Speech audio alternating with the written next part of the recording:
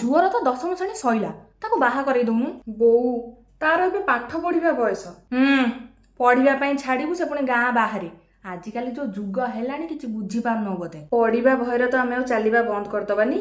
ତା ଛଡା ମୋ ଝିଅ ବହୁତ ଭଲ ପାଠ ପଢୁଛି। ମୁଁ ଚାହୁଁଛି ସେ ଭଲ କଲେଜରେ ଯାଇକି ପାଠ ପଢୁ, ବହୁତ ନାଁ କରୁ। ନାଇଁ ମୁଁ ବୁଝିପାରୁନାହିଁ, ସେ ଅଧିକା ପଢି ପଢାକି ଏମିତି କଣଟା ହେଇଯିବ। କଣ ହେଇଯିବ ମାନେ? ଡକ୍ଟର, ଇଞ୍ଜିନିୟର, ଟିଚର, ପାଇଲଟ, ତାର ଯାହା ଇଚ୍ଛା ସେ ସେଇଆ ହବ। ମୁଁ ଚାହୁଁଛି ସେ ତାର ସବୁ ସ୍ୱପ୍ନ ପୁରା କରୁ। ଆଉ ଦେଖିବ ସିଏ ଦିନେ ଆମ ସମସ୍ତଙ୍କୁ ଗର୍ବ ଅନୁଭବ କରେଇବ। ବୁଝିଲୁ ବୋହୁ, ଏତେ ପାଠ ସାଠ ପଢେଇଲେ ଝୁଅକୁ କେହି ବାହା ହେବି ନାହିଁ, ପୁଅ ମିଳିବେ ନାହିଁ। ଯେତେ ପାଠ ପଢିଲେ କଣ ହେଲା, ଝୁଅ ଜନ୍ମ ଚୁଲି ମୁଣ୍ଡକୁ। ଚୁଲି ମୁଣ୍ଡ କଣ କହିଛି? ମୋ ପାଖକୁ ଖାଲି ଝିଅମାନେ ଆସିବେ, ପୁଅମାନେ ଆସିପାରିବେନି।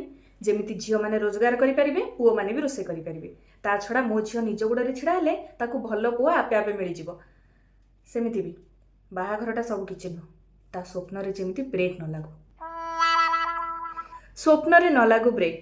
ଏହି ଇନିସିଏଟିଭଟି ହେଉଛି ସେଣ୍ଟର ଫର୍ କ୍ୟାଟାଲାଇଜିଂ ଚେଞ୍ଜର, ଯାହାର ମୂଳ ଉଦ୍ଦେଶ୍ୟ ହେଉଛି ଆଜିକାଲିର ଯୁବପିଢ଼ି ଝିଅମାନଙ୍କ ସ୍ୱପ୍ନ ପୁରା ହେବାରେ, ତାଙ୍କର ଉଚ୍ଚଶିକ୍ଷିତା ହେବା ମଧ୍ୟରେ ଯେମିତି କୌଣସି ବାଧାବିଘ୍ନ ନ ଆସୁ।